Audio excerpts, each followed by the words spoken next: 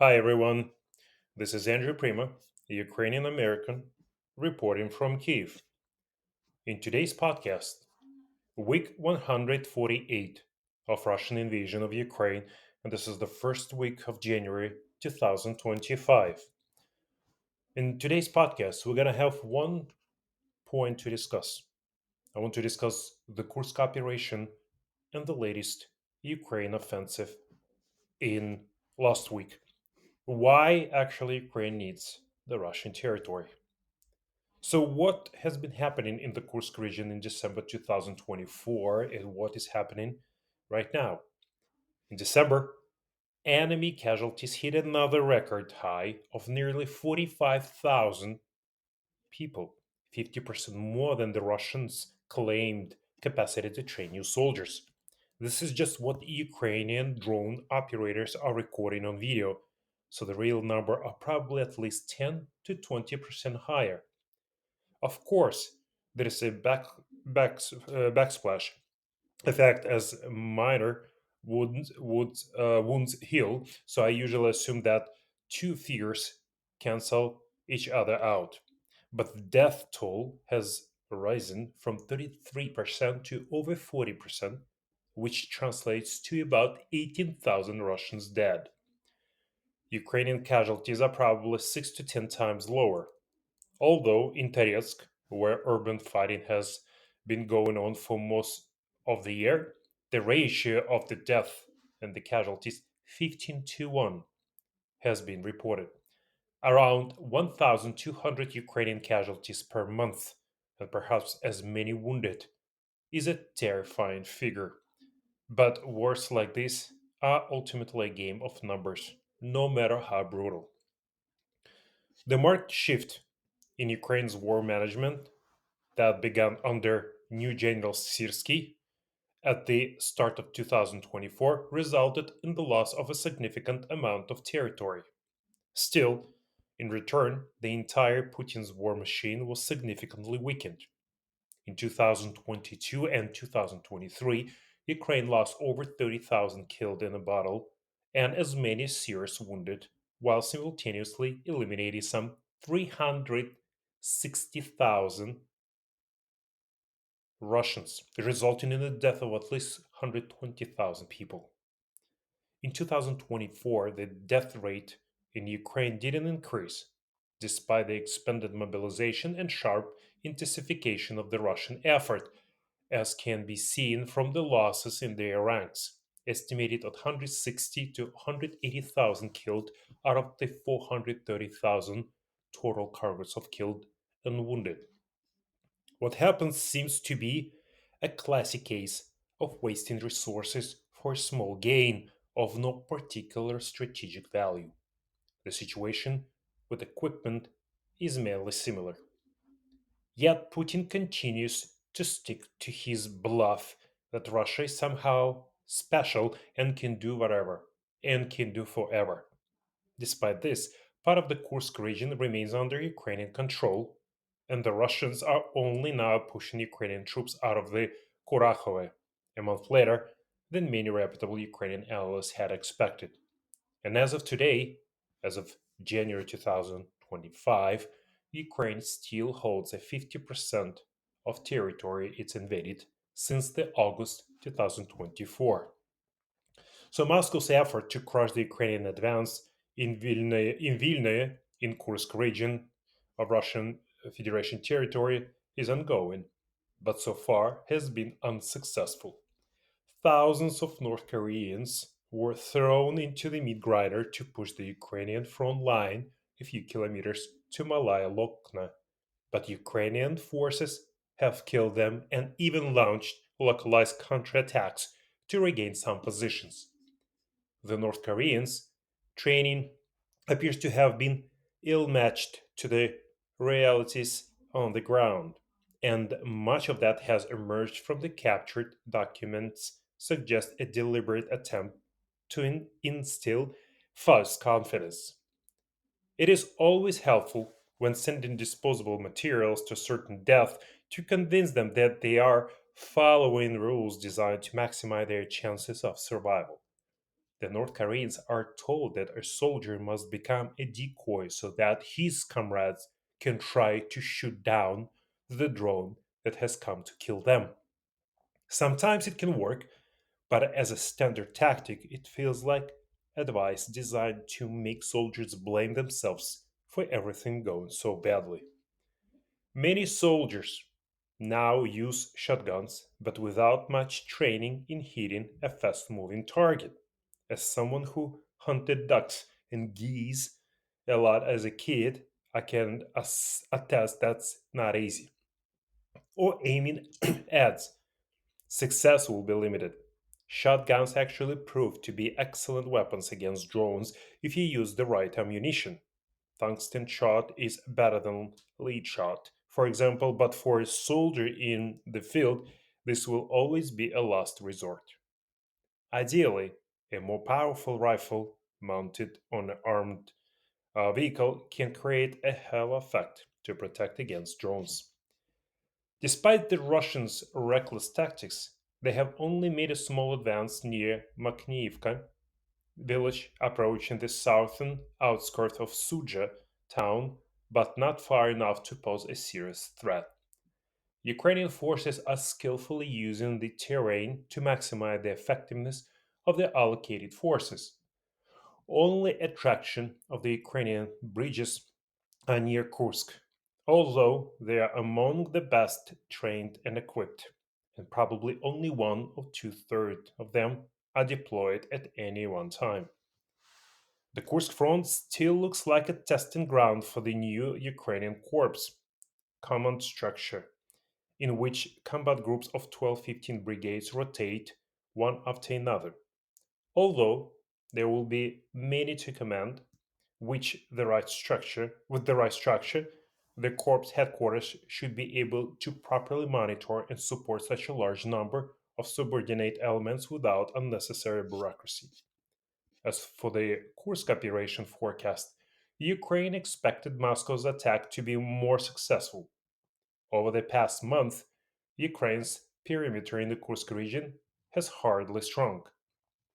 A complete repulse of Ukraine's invasion before Trump's inauguration now looks extremely unlikely. Ukraine continues to inflict devastating blows with HIMARS and Storm Shadow missiles on the Russians' rear, destroying officers and soldiers in the garrison. A very typical attempt to keep the front as disorganized as possible. Little has changed in the Kharkiv region. Ukraine's test operation to clear the area using drones alone didn't lead to any serious developments, but that was not to be expected. Thanks to the limited access of the Russians, Kharkiv has receded into the background, effectively subordinated itself to the Kursk front. The Ukrainian distribution of forces in this area looks quite light. For the most part, they consist of purely infantry formations. Neither side seems ready for serious action here, and the weather is causing more problems in this region than in the south. So the new offensive of the armed forces of Ukraine in the Kursk region took place last week. There are still quite active hostilities there, but so far, apparently neither side has decisive advantage. And while no one understands the plan of the Ukrainian offensive, but I think, and now many Russian observers are saying that perhaps this offensive was a distraction from some other military operation of the armed forces of Ukraine, which allegedly planned for January 7th. That is, the Russian report that the Ukrainians planned it for January 7th on Christmas. Of course, we don't know this, but we will see. From the Russian point of view, this offensive should occur at the intersection of the Kursk and Belgorod regions. Honestly, I don't believe I don't believe in this since the blow of its struck will most likely be there. The Russian Federation doesn't expect it. And the fact that the strike will be at the intersection of Belgorod and Kursk region was announced a week ago. Therefore, it is unlikely that any offense should be expected there.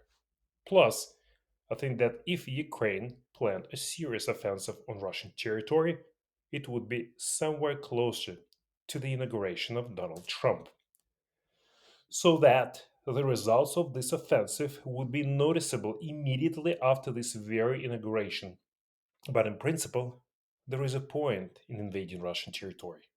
There is a point in gaining control over some territories there, which is very big. Sometimes people wonder why the Kursk region or some other Russian territory is needed at all when Ukraine actually need to defend their own territories.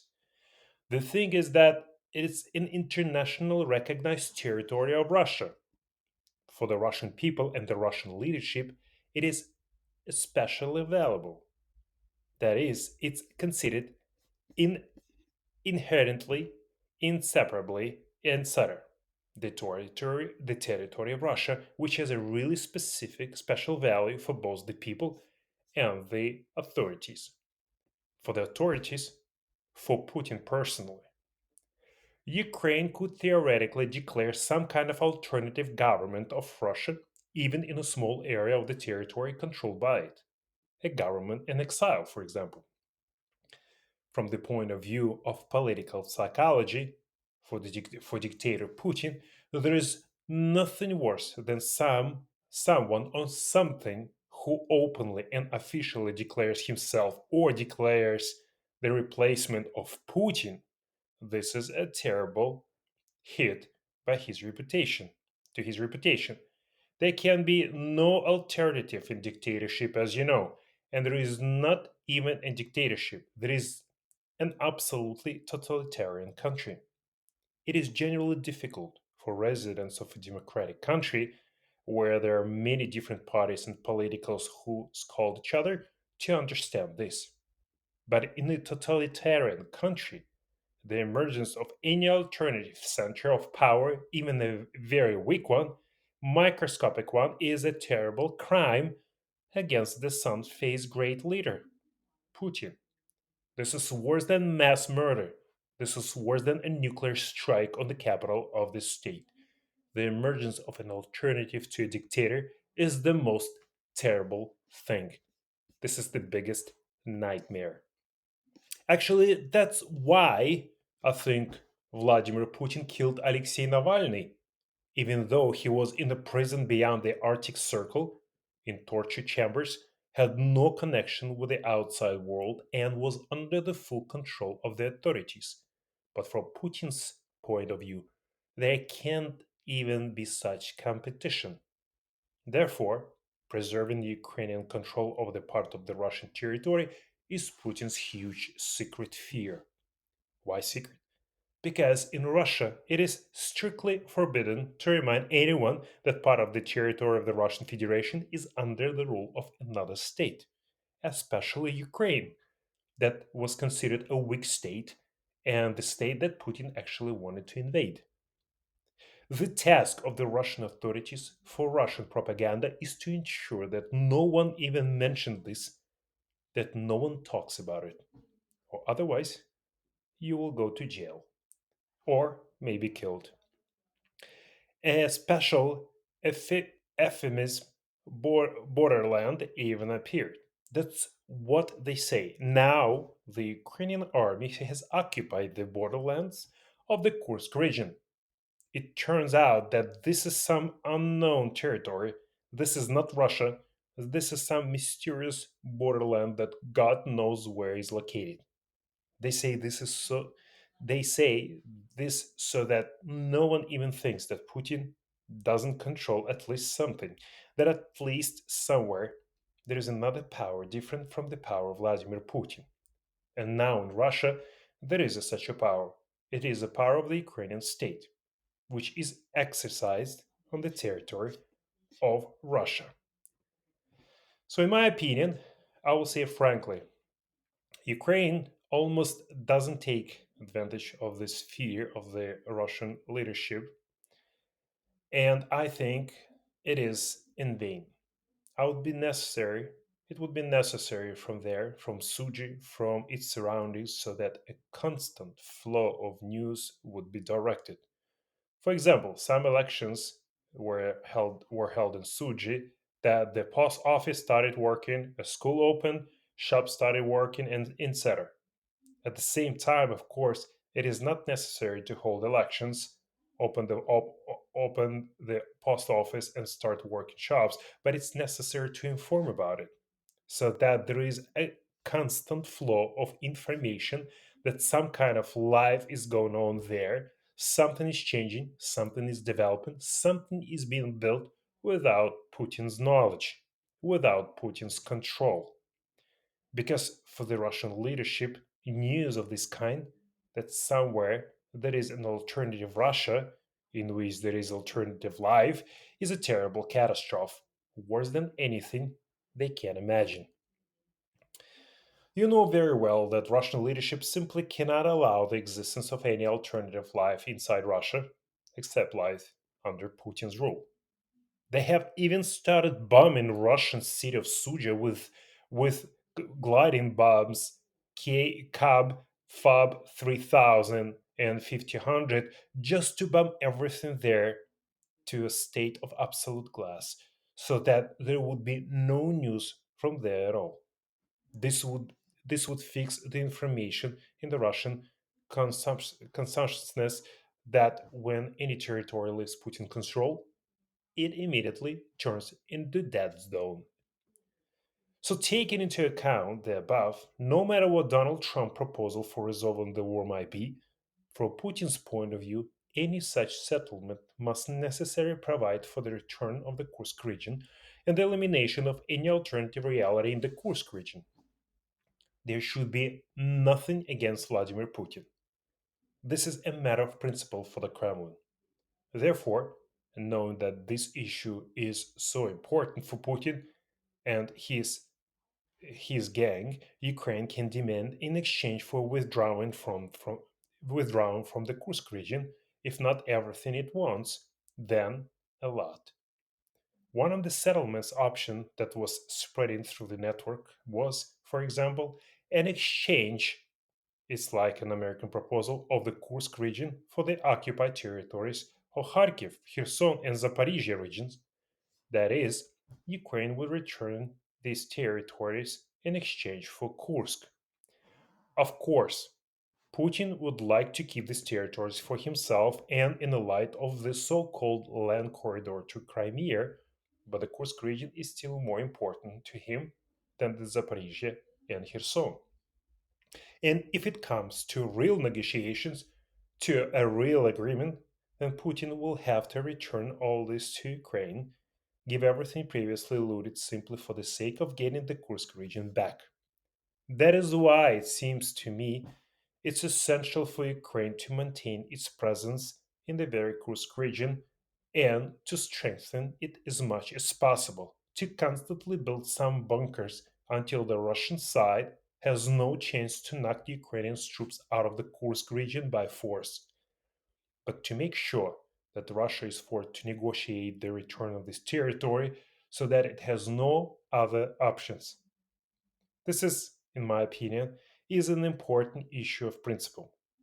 Actually, I think in general, taking all this into account, it becomes clear why Ukraine needs this territory and why Ukraine needs to get as much Russian territory as possible in order to end the negotiation at a strong hand.